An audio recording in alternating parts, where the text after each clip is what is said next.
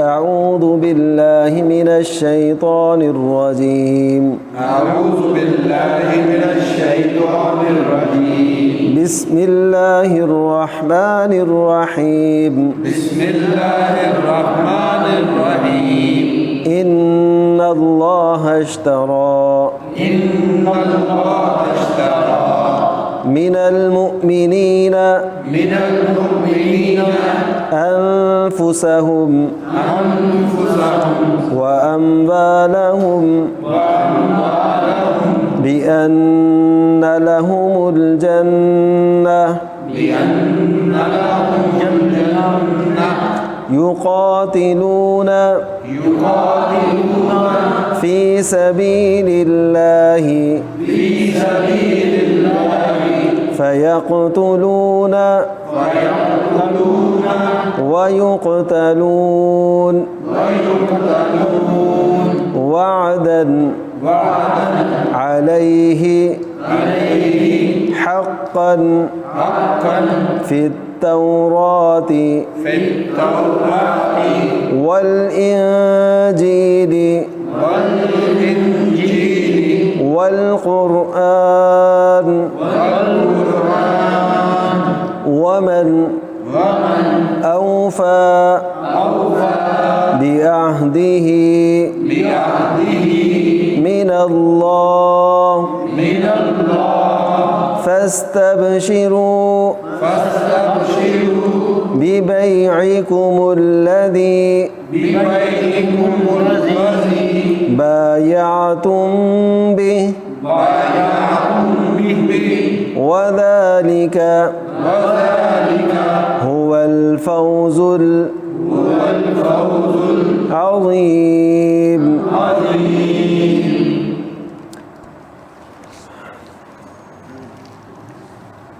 التائبون العابدون الحامدون السائحون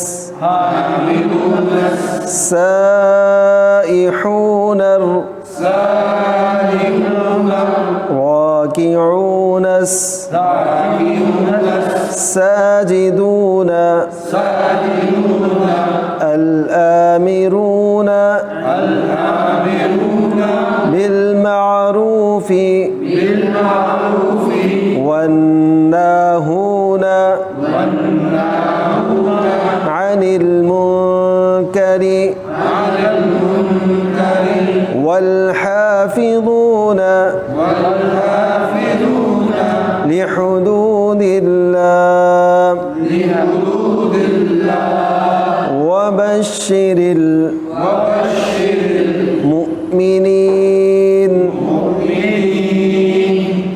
ایک دفعہ دیکھیے.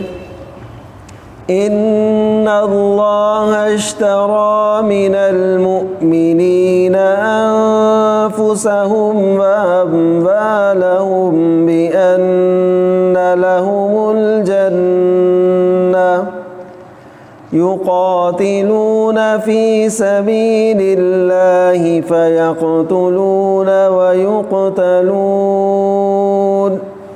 وعدا عليه حقا في التوراة والإنجيل والقرآن ومن أوفى بعهده من الله فاستبشروا ببيعكم الذي بايعتم به وذلك هو الفوز العظيم. التائبون العابدون الحامدون السائحون الراكعون الساجدون الآمرون بالمعروف والناهون عن المنكر والحافظون لحدود الله وبشر المؤمنين.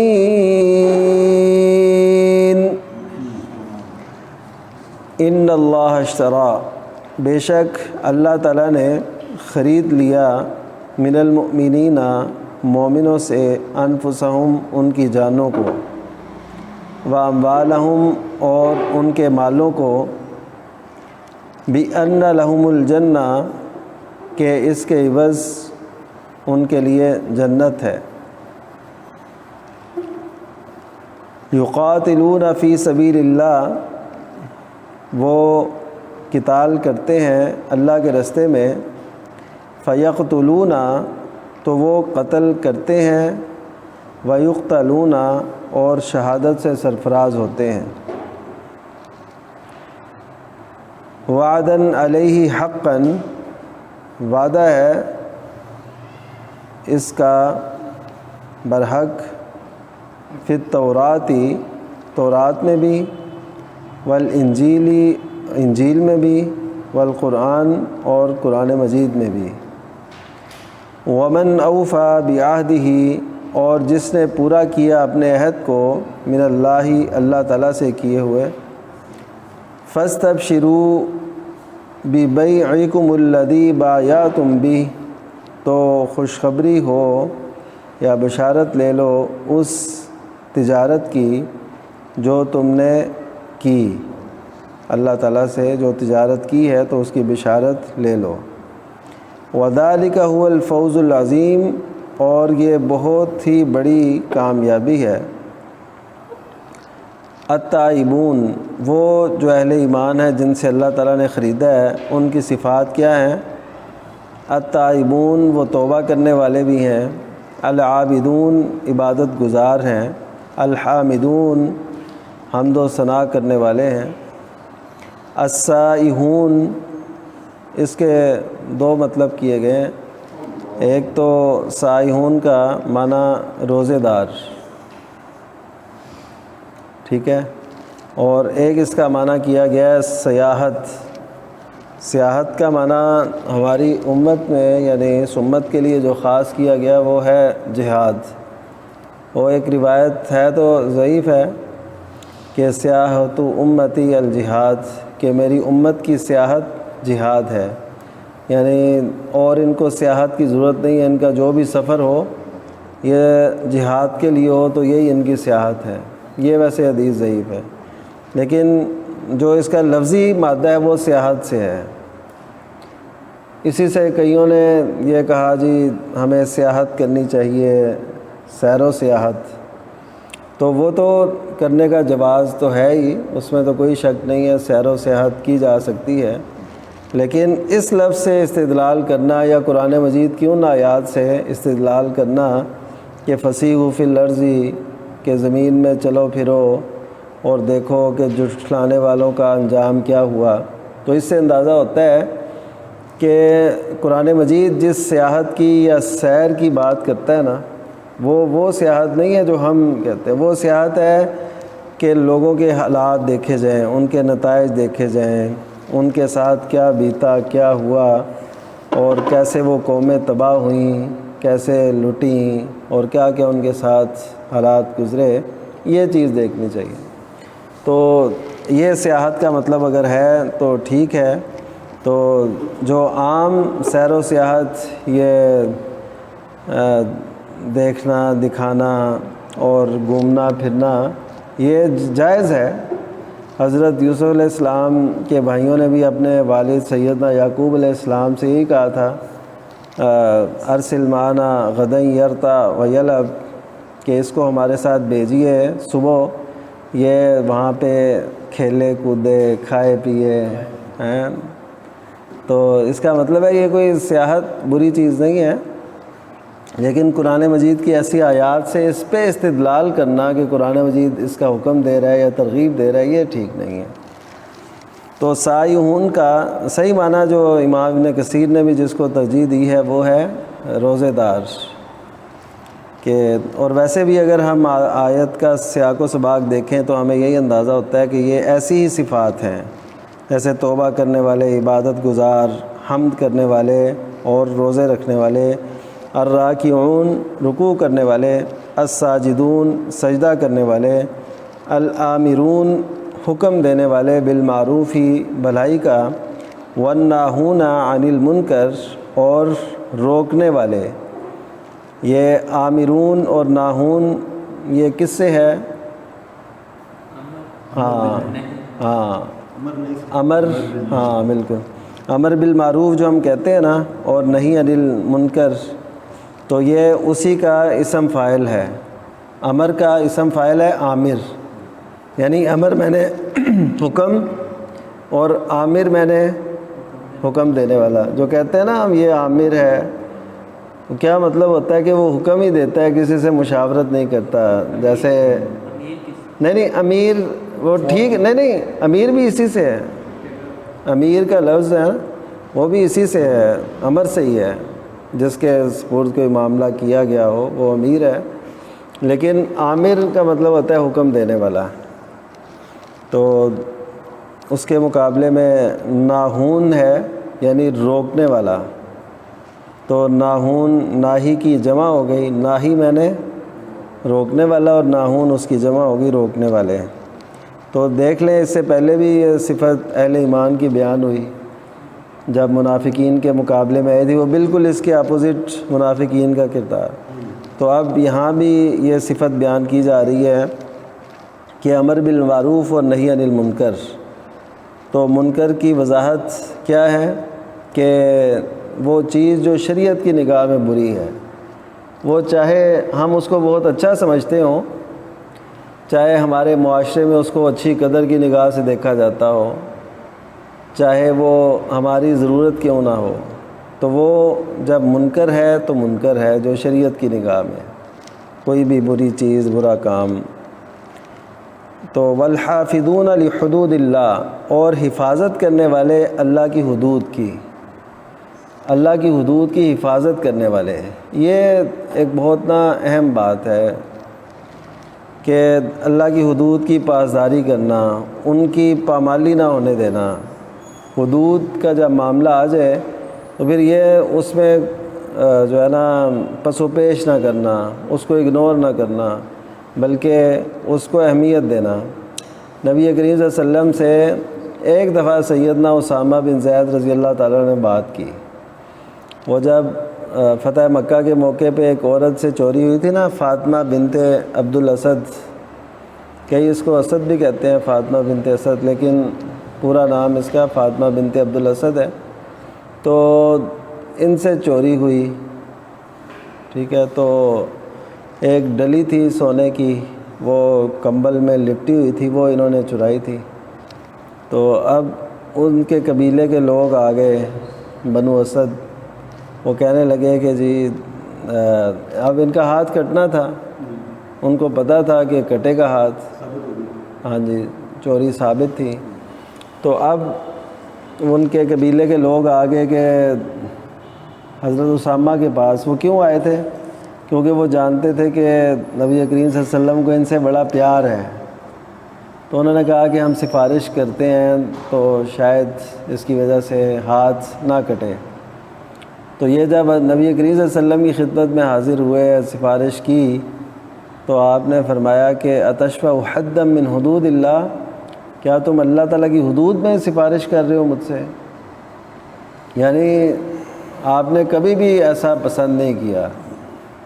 اور اسی طرح نبی کریم صلی اللہ علیہ وسلم کے پاس ایک یہودی مرد عورت کا کیس آیا جنہوں نے ناجائز کیا تھا. تو اس وقت نبی کریم صلی اللہ علیہ وسلم نے تورات منگوائی، تو اپنے نیچے سے تکیہ نکالا، اس پہ رکھی. پھر یہ بھی فرمایا کہ میں اس پہ ایمان رکھتا ہوں، اور اس پہ بھی جس نے اس کو اتارا ہے یعنی اللہ تعالیٰ. تو پھر نبی کریم صلی اللہ علیہ وسلم نے وہ اس سے کہا کہ یہ پڑھو کیا لکھا ہے اس میں کیا. تو اس نے اوپر ہاتھ رکھ دیا، وہ جو رجم کی سزا تھی نا اس پہ ہاتھ رکھ دیا. تو آگے پیچھے سے پڑھتا رہا. تو حضرت عبداللہ بن سلام رضی اللہ تعالیٰ نے ہاتھ اٹھوایا، پھر اس کے نیچے رجم کی سزا تھی. تو اب وہ نبی کریم صلی اللہ علیہ وسلم نے اس کے بارے میں یہی فیصلہ دیا. ہماری شریعت میں تو یہ ہے ہی تھا فیصلہ، لیکن آپ چاہتے تھے کہ ان کو یہ بھی بتایا جائے کہ تمہاری شریعت میں بھی یہی ہے. تو ان کی شریعت میں بھی ایسا ہی تھا. تو اب نبی کریم صلی اللہ علیہ وسلم نے یہاں پہ فرمایا کہ میں وہ پہلا شخص ہوں کہ جس نے تیری حدود کو زندہ کیا جب ان کو ختم کر دیا گیا تھا، یعنی ان کو نافذ کیا جب اس سے پہلے وہ ختم ہو چکی تھی۔ انہوں نے بالکل پس پش ڈال دیا تھا اللہ کی شریعت کو، جیسے آج ہمارے ہاں اللہ کی شریعت پس پش ڈال دی گئی ہے، یعنی کوئی حکم کوئی فیصلہ ہم شریعت کی روشنی میں نہیں کرتے۔ جو پاکستان کا آئین ہے، حالانکہ اس کے اوپر لکھا ہوا ہے کہ یہاں کوئی فیصلہ قرآن و سنت کے منافی نہیں ہوگا، یا سپریم لا جو ہے وہ قرآن و سنت ہے، تو وہ لکھنے کی حد تک تو ہے، لیکن عملاً جب بھی قرآن و سنت کے خلاف کوئی بات آئے تو کوئی بھی اسے ٹھکراتا نہیں ہے، بلکہ اس کو قبول کر لیا جاتا ہے۔ جیسے شراب کا معاملہ ہے، سود کا معاملہ ہے، دیگر کئی معاملات۔ تو یہ حافظون علی حدود اللہ، نبی کریم صلی اللہ علیہ وسلم نے اس کو ایک بڑی پیاری مثال سے بھی بیان فرمایا۔ آپ نے فرمایا کہ ایک کشتی ہو، اس پہ 2 منزلیں ہیں اس کشتی کی، یعنی بحری جہاز ہے جیسے، تو اس میں ایک اوپر والی منزل پہ ہیں، ایک نیچے والی منزل پہ۔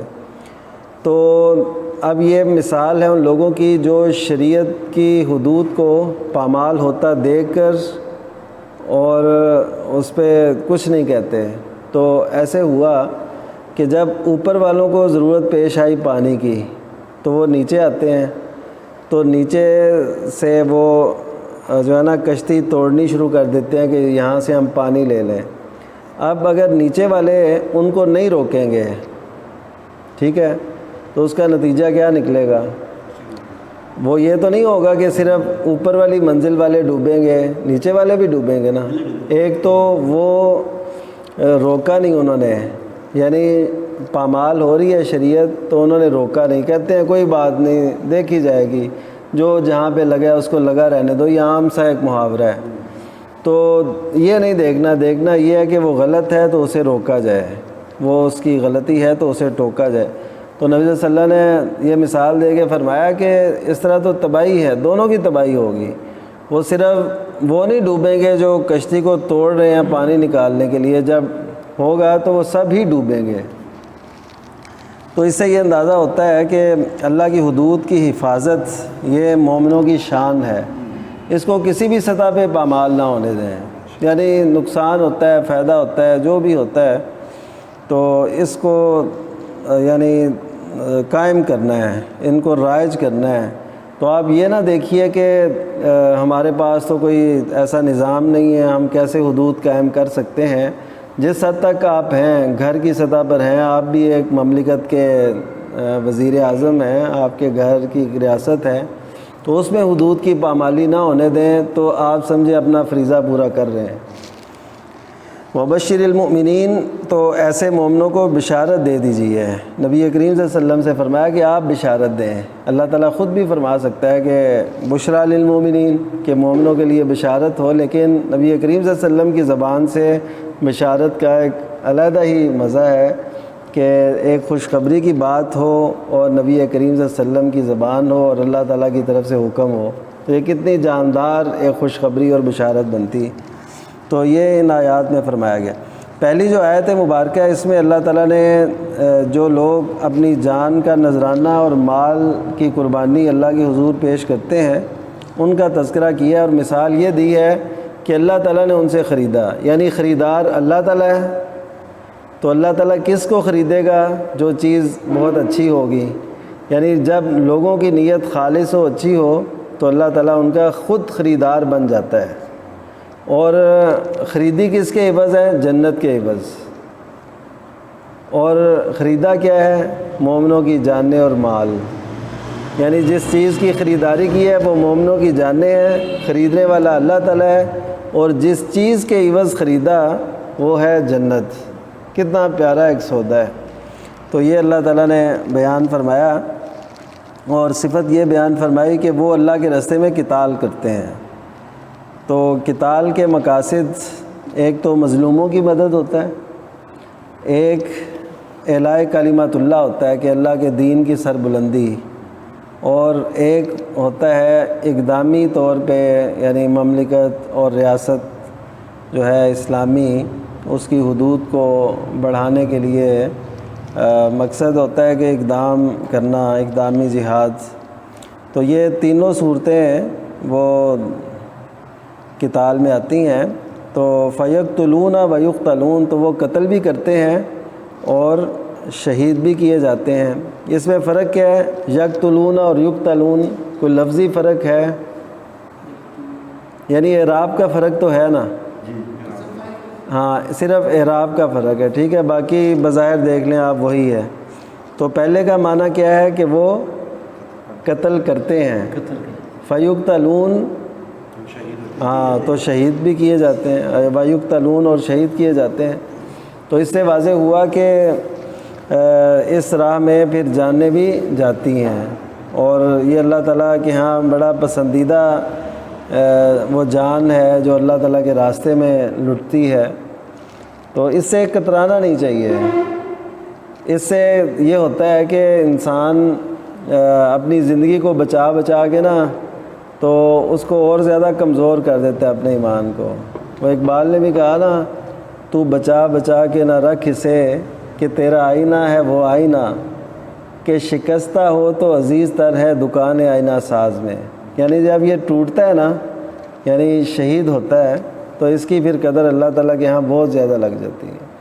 حضرت صلی اللہ علیہ وسلم نے فرمایا کہ اس کی جب یہ شہید ہوتا ہے نا کوئی اللہ کے راستے میں، تو وہ شہید تو ہوتا ہے، اس کا جو خون نکلتا ہے، اس کی ایک ظاہر خاص خون کی سمیل ہوتی ہے، تو یہ روز قیامت بالکل خون ایسے ہی تازہ بتازہ ہوگا، اور لیکن اس کی خوشبو ایسے ہوگی جیسے کستوری کی خوشبو ہوتی ہے۔ تو یہ بہت یعنی عظیم اس راستے میں ہے قربانی، تو یہ اللہ تعالیٰ کو بڑی پسند ہے۔ ان اللہ یحب الذین یقاتلون فی سبیلہ صفا، کہ بے شک اللہ تعالیٰ ان مومنوں سے محبت کرتا ہے جو اس کے راستے میں صف بنا کے لڑتے ہیں، گویا کہ وہ سیسا پلائی ہوئی دیوار ہے، یعنی ایسے لڑتے ہیں دشمن سے۔ تو دشمن کا مقابلہ اور دشمن کو زیر کرنا یہ مومن کی شان ہے، اور یہ شہادت ہے مطلوب و مقصود مومن، نہ مال غنیمت نہ کشور کشائی، دو عالم سے کرتی ہے بیگانہ دل کو، عجب شے ہے لذت آشنائی۔ تو یہ ہمارا ایک مقصد بھی ہونا چاہیے، اللہ تعالیٰ ہمیں شہادت کی موت نصیب فرمائے۔ تو یہ اس کے بعد فرمایا کہ یہ تورات میں، انجیل میں اور قرآن مجید میں، یعنی تینوں جو بڑی بڑی کتابیں ہیں ان میں ذکر فرمایا اس بات کا۔ تو پھر فرمایا کہ جو اللہ تعالیٰ کے اس وعدے کو پورا کرے گا تو ایسے لوگوں کے لیے بشارت ہے اس تجارت کی جو انہوں نے کی ہے، جو انہوں نے سودا یہ کر لیا ہے نا، تو ان کے لیے بشارت ہے، اور یہ بہت بڑی کامیابی ہے۔ دوسری آیت میں ان کی صفات ہیں توبہ کرنے والے، یہ توبہ سے لفظ ہے تائب، جیسے قول سے قائل، فوق سے فائق، فوز سے فائز، اسی طرح توبہ سے تائب۔ العابدون عبادت گزار واضح ہے، الحامدون حمد کرنے والے، تعریف کرنے والے اللہ کی، السائحون سیاحت سے ہے، تو اس کا معنی آپ کو بتا دیا، روزے رکھنے والے اور رکوع کرنے والے، سجدہ کرنے والے، نیکی کا حکم دینے والے اور برائی سے روکنے والے، اور اللہ کی حدود کی حفاظت کرنے والے۔ تو ایسے اہل ایمان کو آپ بشارت دے دیں، خوشخبری دے دیں۔ آگے بشارت کا ذکر نہیں کیا کس چیز کی، تو جب ذکر نہ کیا جائے تو یہ بھی ایک بہت بڑی ہوتی، پتہ نہیں کیا کیا ملے گا، کس کس کی بشارت ہوگی۔ اگر خاص کر دیں پھر تو ہو گیا نا جی اس کی بشارت، تو یہاں پہ یہ نہیں بتایا گیا، تو اللہ کی رضا بھی ملے گی، جنت بھی ملے گی، جنت کی نعمتیں بھی، ہمیشہ کی زندگی بھی، اور نوجوانی کا عالم، اور یہ ساری صورتحال، تو یہ سب کچھ اس میں آ گیا۔ تو اللہ تعالیٰ ہم سب کو اس بشارت کا حقدار بھی بنائے۔ وآخر دعوانا الحمد للہ رب العالمین۔